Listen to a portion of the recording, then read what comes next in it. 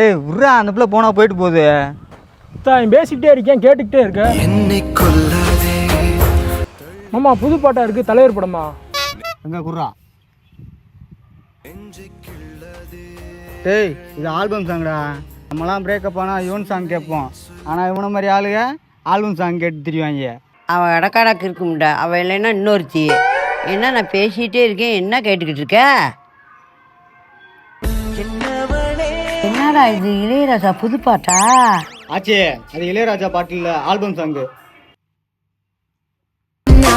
மறக்க முடியவில்லை. A few years later.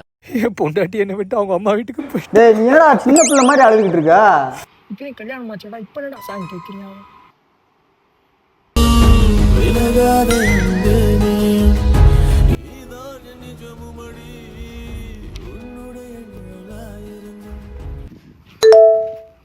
கடைசியில் நம்மளே ஆல்பம் சாங் கேட்க வச்சிட்டாங்கடா.